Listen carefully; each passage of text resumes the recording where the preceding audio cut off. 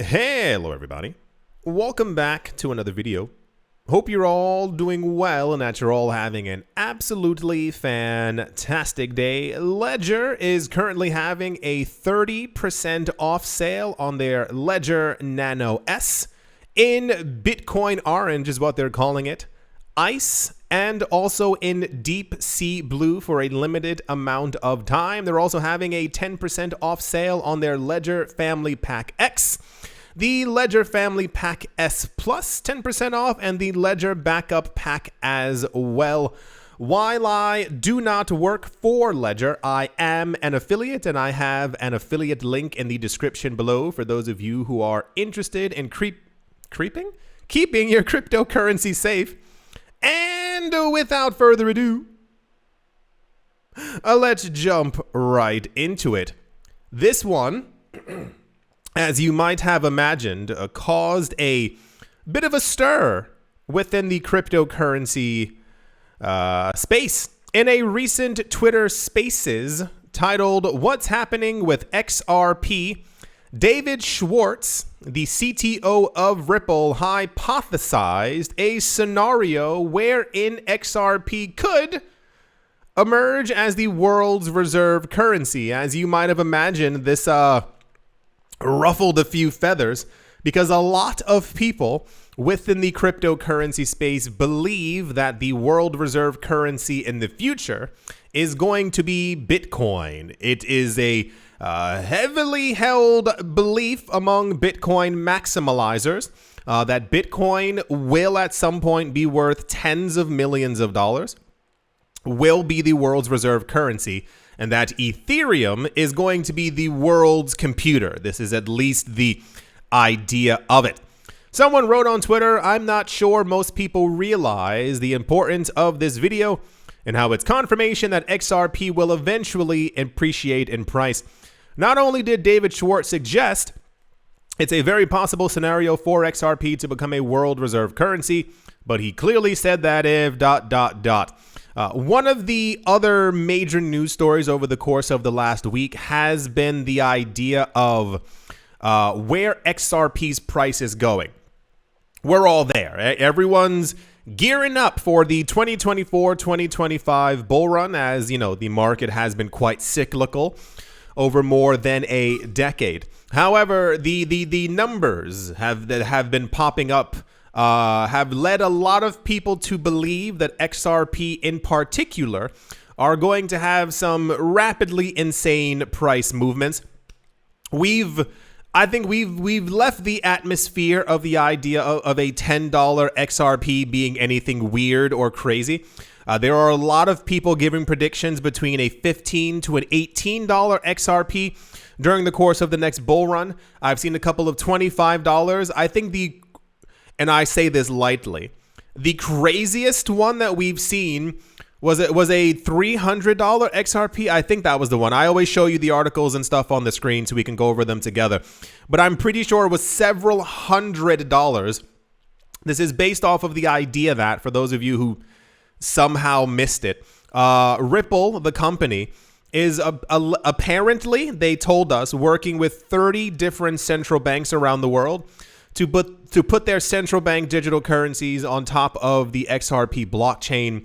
There's a whole bunch of stuff going on. There are apparently like 16 countries who are already using it and building stuff on top of it and using them for supply chains and all this other stuff. And people have come to the conclusion that if all these things continue to come to fruition, then therefore there would be some gigantic, massive explosion in price over the course of the next 18 months, at least at this point. Speaking about world reserve currencies, Schwartz stated that he believes that a lot of the world was basically done with the American dollar as the reserve currency. Schwartz argued that several countries were willing to try an alternative to the dollar. He said, "One of my wild case scenarios for digital assets is if countries realize the US currency is not going to be the reserve asset forever." We've lightly already seen this when it comes to the adoption of Bitcoin. For those of you who were not here when El Salvador chose Bitcoin as legal tender within their country, there were 3 other countries who also stood up and said that they wanted to do the exact same thing. And that same day, the World Bank and the International Monetary Fund, allegedly they did, spoke to those countries and apparently talked them out of it. And once again, it's not that they were like, you shouldn't do this. It always has to do with something with money and sanctions. It will make you get in trouble if you end up doing this. This is also something that happened it was late 2019, maybe early 2020. It was a number of years ago. There were multiple countries who announced that they were testing Bitcoin to be able to use it as a form of payment. These countries got in trouble. There were 3 countries who emerged who said that they wanted to start issuing Bitcoin bonds. So bonds based off of the amount of Bitcoin that country was holding. As you might have imagined, the International Monetary Fund and the World Bank also struck quite rapidly as well, because they know that the amount of cryptocurrency adoption is continuing to expand more and more every single day. But it's interesting because normally like big news like that, we never get it. We don't hear about the inner happenings of what's happening with a country and them trying to like adopt a brand new currency as opposed to the US dollar, and they're choosing a cryptocurrency as well. So the fact that news got to us means that there were crazier things happening behind the scenes that we simply will never actually know about. But there has been a lot of news over the course of the last 2 years about the amount of countries who allegedly, apparently, are trying to get further and further away from the US dollar. And it could be picking up steam. Schwartz explained, using an analogy of banks, that most smaller banks would want to change a system set by large banks so that the new system would work in favor instead of being biased and merely catering to the needs of the few successful and powerful entities. That's the world that we live in right now. Rich people at the top have all the power and everyone else doesn't. He said, I think the same could happen to nations. Like every nation would like their currency to be the reserve currency. This is how the U.S. economy has grown unfairly by leaps and bounds for decades. The tech entrepreneur further explained that smaller nations would know that their currency could never occupy the position of the world currency like the U.S. dollar, and therefore they would look for something that could give them an edge, and they would probably, he said, in this case, choose a digital currency such as XRP as the world reserve currency, as it is controlled by no one, especially not their geopolitical rival. As, like I said, you might have imagined, this caused a bit of a stir within the cryptocurrency space. It's one thing for people within the space, that is to say the community, to say that they think that at some point a coin could become large enough to become the world reserve currency, which is now understand what that term even means. This isn't something like, oh, cool, I can pay for this. It's like, no, you will only be using that to actually pay for stuff. The idea of an XRP as a world reserve currency, I think the numbers we saw before indicates, I think it's $50,000 per XRP.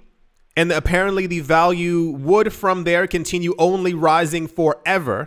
As the more XRP that is actually used, the more coins of XRP. For those of you who don't know, XRP burns in the background as transactions are happening. If it's the world reserve currency, there's tens of thousands, if not more, being burned every single day. And therefore, the price would have to continue rising forever as there would be less and less. Like imagine if there was always less and less US dollars. That's kind of the idea. So having the CTO of Ripple announce openly that he thinks that there's a possibility that it could become a world reserve currency made a lot of people very happy, and made a lot of, I can only imagine what the comments have been as I've been going over this news story for the last couple of minutes. I assume a lot of people who own Bitcoin in the comment section have not been too happy. Yeah.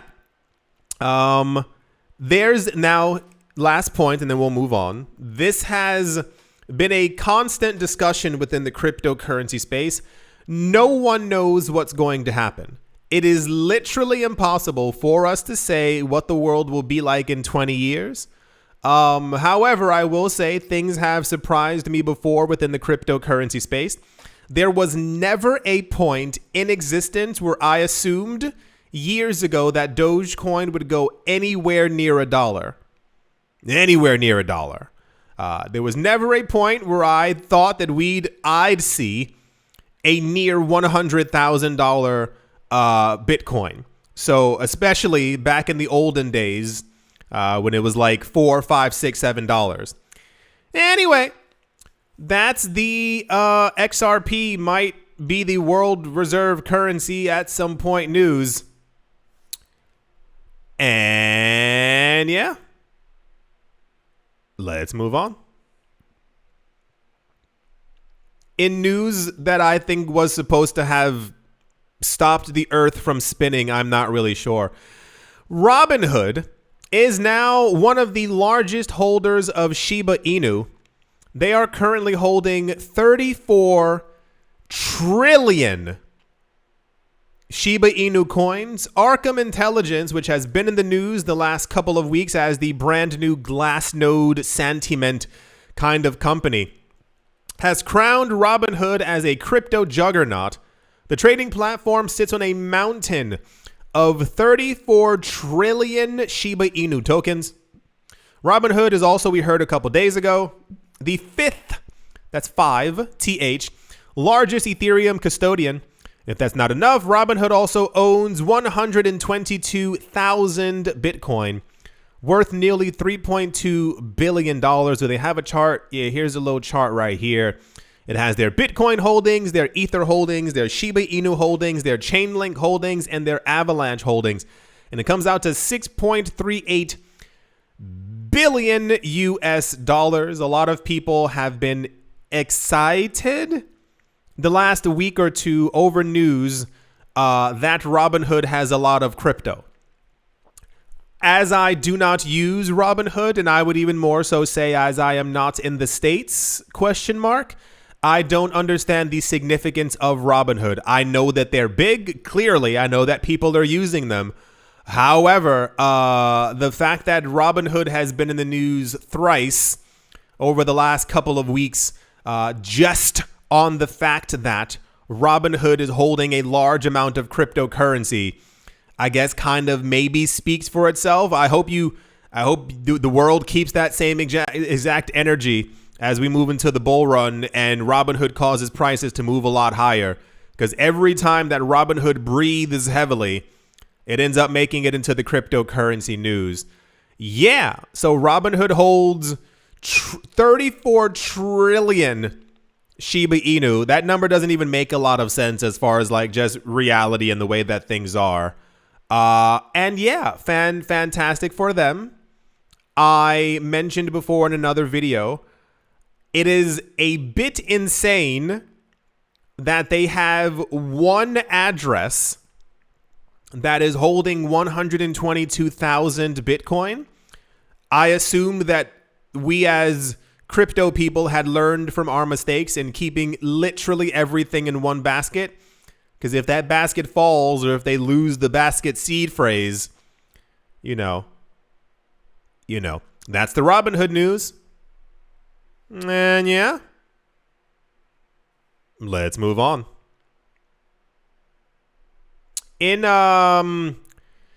So the world is currently going through a really weird regulatory bout around the world.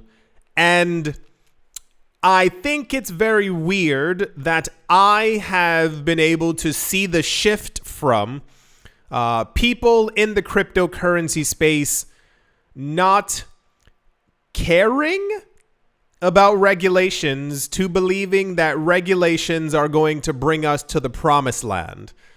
In that, a large number of countries around the world, and I use this term lightly, forgive me, basically backhanded us and the cryptocurrency industry, saying how terrible we are, how horrible we were, the things that we were doing is awful, being in crypto makes no sense, why would anyone want to do that? And now that world leaders have fakely, is fakely a word? You understand what I'm saying. They're now holding hands talking about cryptocurrency regulations. A lot of people are like, yeah, it's time. Crypto goes into the spotlight. I firmly believe that the last couple of years of these hyper wealthy billionaires getting into the cryptocurrency space and talking about how amazing Bitcoin is no coinky dink. I think they're doing it because they have amassed enough Bitcoin that they could become trillionaires in the future from the amount that they have. I think it's no mistake. It's not a random haphazard happenstance that BlackRock and Fidelity and all these other companies got into the space at the same exact time when they did, that the SEC decided to strike at the same exact time as all these other companies are getting to the space and as regulations are being discussed, and that now we're having discussions that the G20 is trying to hold hands and talk about how, crypto's not all that bad and how we need a regulatory framework. All this tells me, and this take your tinfoil hat off. Wait, throw it into the corner. All this tells me is that these people know exactly what was coming. They've been having conversations for years about it, and they themselves have been buying tons of crypto. Every time that we keep hearing that there's a new wealthy person around the world who's been accumulating crypto, and the time frame is always 2014 to 2017 over and over, this just tells me that even world leaders have also been in the space for a while.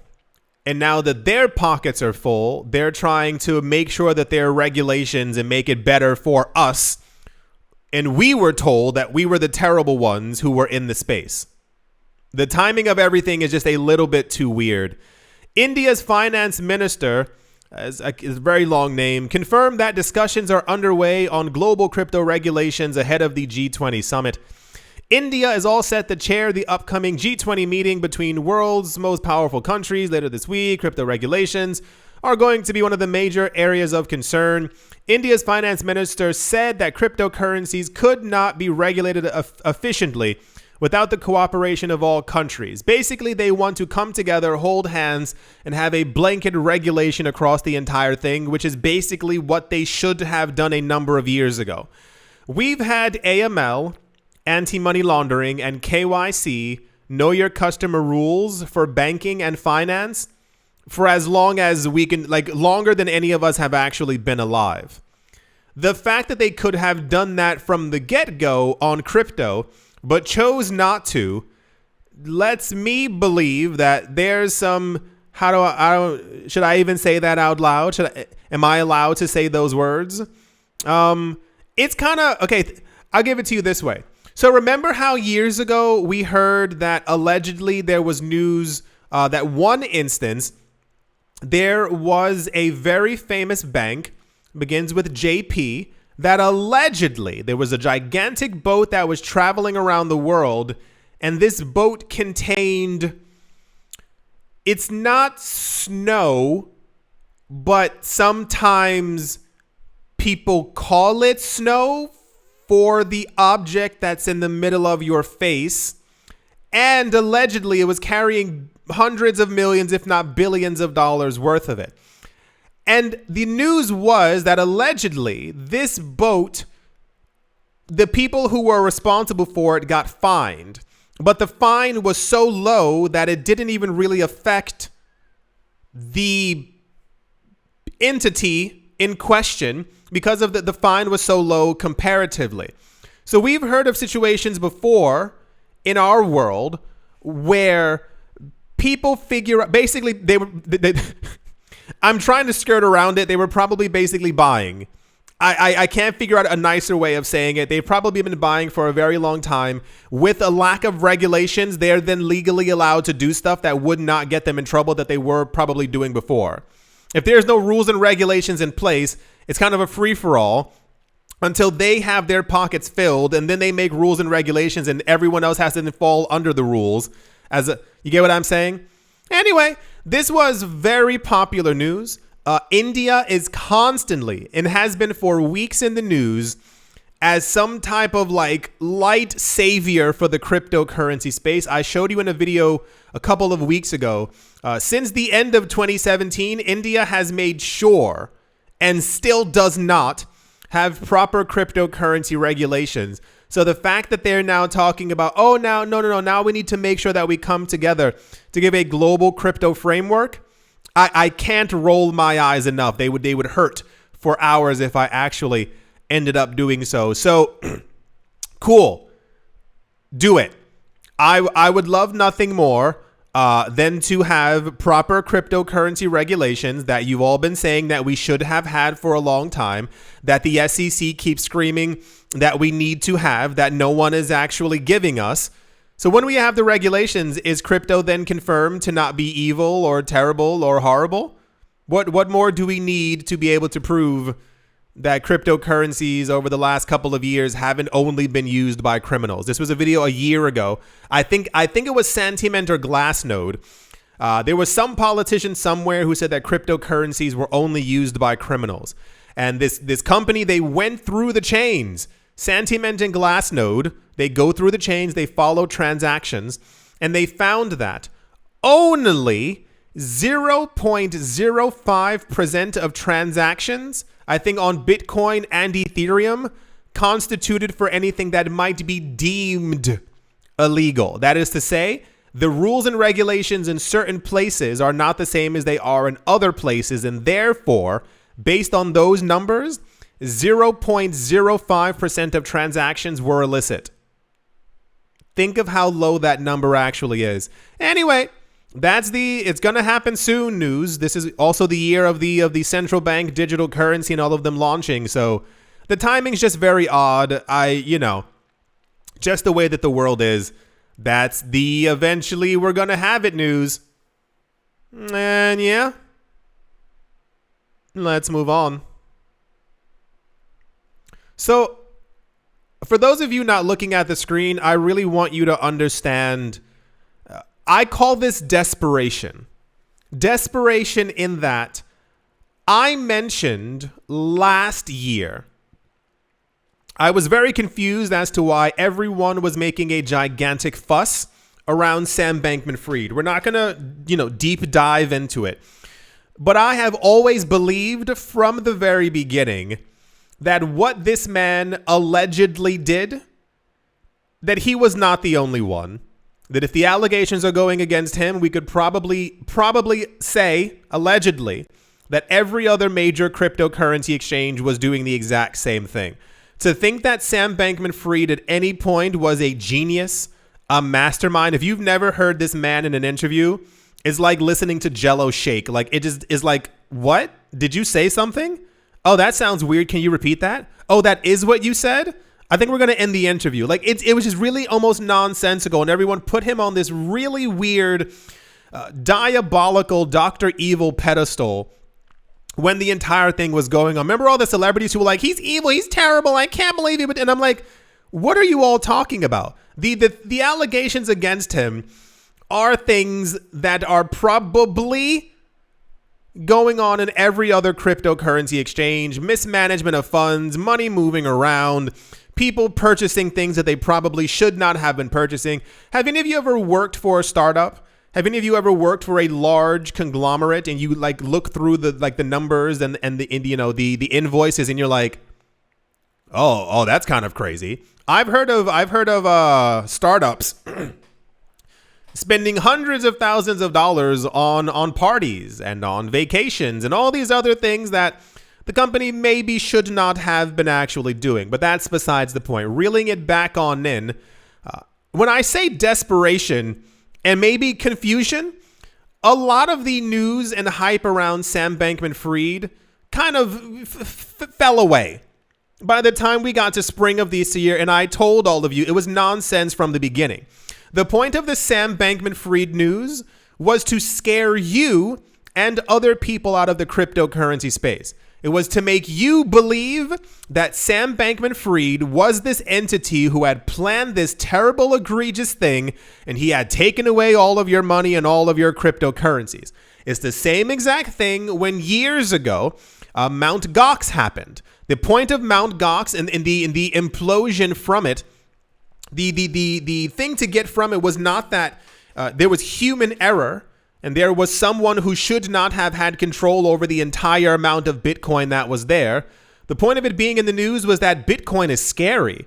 Bitcoin can't be controlled. Bitcoin can't be traced. What is this new diabolical currency that people are buying snow with online? It can't be trusted. It has to be scary. When BitConnect fell, it was the exact same thing. When the cryptocurrency market fell in 2017, everyone needs to be terrified and needs to be afraid. When Sam Bankman-Fried's fall down ended up happening, it was everywhere. It was to get you to be afraid. Think of the timing. Think of the timing of the entire implosion of FTX and Alameda. And then like 8 weeks later, BlackRock is like, hey, y'all, what's up? Guess who's been buying tons of Bitcoin while prices have been lower? The timing is always just about money.